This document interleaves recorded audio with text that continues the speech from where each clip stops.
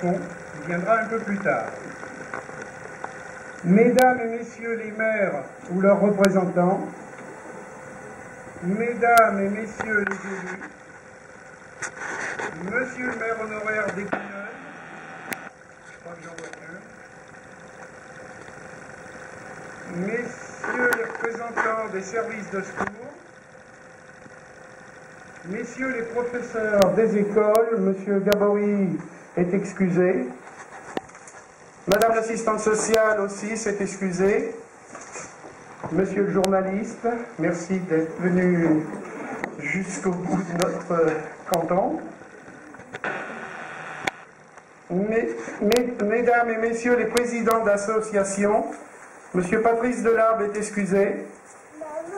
Mesdames, messieurs les employés techniques et administratifs, mesdames, messieurs, chers amis, même s'il s'agit désormais d'une habitude, c'est avec une émotion intacte et surtout avec le même plaisir que je vous accueille ce soir à la salle des fêtes pour la traditionnelle cérémonie des vœux. Et je souhaite la bienvenue dans notre commune aux nouveaux résidents et aux nouveaux entrepreneurs qui ont choisi de venir s'y installer. La population totale, qui était de 461 habitants au 1er janvier de l'année dernière, est de 465 habitants aujourd'hui. C'est les chiffres qui sont sur le site de l'INSEE pour 2011. Tout d'abord, je vous fais un bref récapitulatif des événements qui ont marqué la commune en 2010. Vous avez pu en prendre connaissance plus en détail dans les bulletins municipaux à échéance trimestrielle. Nous avons enregistré 6 naissances. Il y en avait eu 0 en 2009. Il y a eu 2 mariages cette année et un seul en 2009. Et nous avons eu 3 décès et il y en avait eu 7 en 2009. 5 permis de construire ont été déposés en mairie. Nous avons confié à la société Axiroute la réfection de la route nouvelle et de celle des Gerpins. Grâce au programme École numérique rurale, nous avons équipé l'école en ordinateur de la nouvelle génération.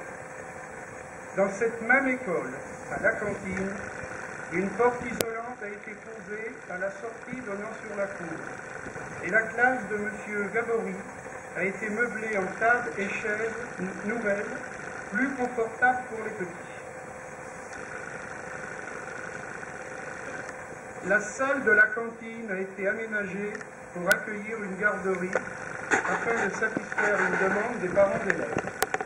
Et là, permettez-moi de remercier les bénévoles de l'association des parents d'élèves qui, pendant les vacances scolaires, ont repeint le couloir, ainsi que pour la participation de l'association à l'achat de matériel pour la garderie.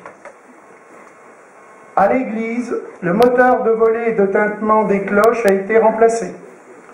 L'achat d'une monobrosse et un peu, beaucoup même, d'huile de coude a redonné un coup de jeune au parquet de la salle des fêtes.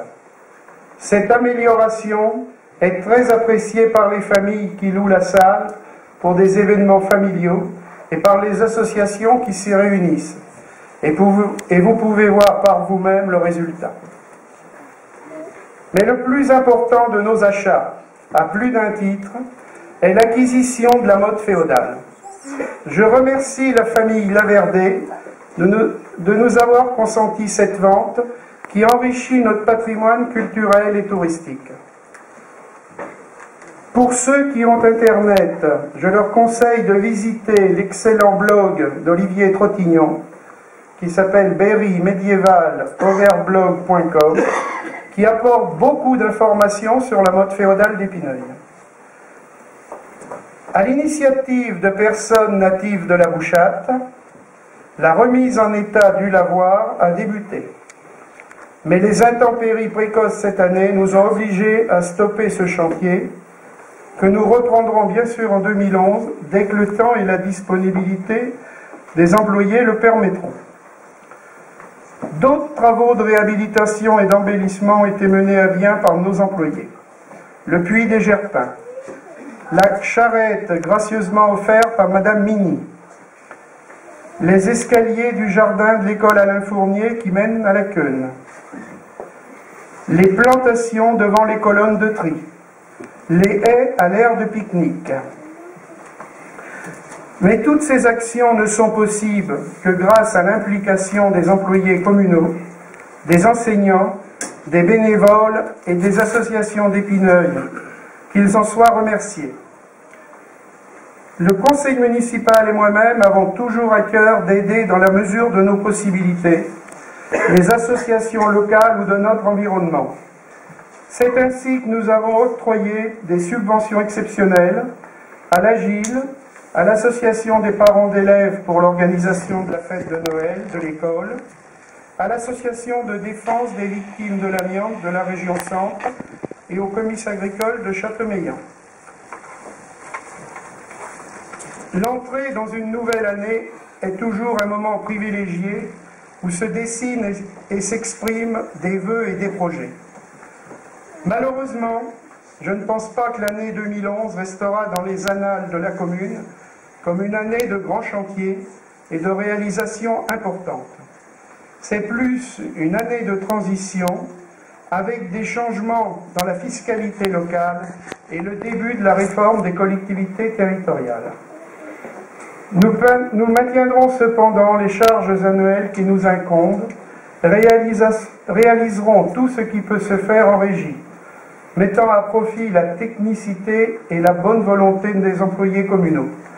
Je pense en particulier au lavoir de la Bouchade, chantier que j'ai évoqué plus haut, à la poursuite des travaux d'aménagement du premier étage de la mairie, au nettoyage de la motte féodale, et bien sûr à la remise en état des routes communales, malmenées par l'hiver et son lot d'intempéries. Nous étudions actuellement, avec le conseil municipal, la mise en place de panneaux personnalisés en bois, informant le visiteur des caractéristiques touristiques de notre village, afin qu'il éprouve le besoin de s'y arrêter ou tout simplement de s'y reposer. Nous continuerons à encourager le fleurissement. Nous suivrons avec intérêt les travaux de la communauté de communes du Grès-Rose, notamment en ce qui concerne plus directement Épineuil, comme le projet éolien, l'implantation d'une aire de service pour camping-car, les travaux de la commission chargée de la compétence école primaire et périscolaire, et aussi pour mettre en œuvre les nouvelles compétences contrat culturel de territoire et relais service public. Sans oublier la construction d'un hangar de stockage de plaquettes de bois déchiqueté qui sera mis à la disposition de la société coopérative d'intérêt collectif Berry Énergie Bocage.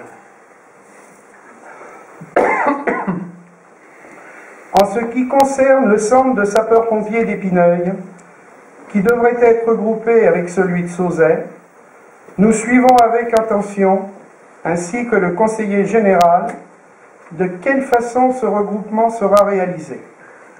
Je pense, ainsi qu'il l'avait déjà été dit, que le personnel devrait toujours partir en intervention depuis le centre d'Épineuil pour rejoindre leurs collègues de Sauzet.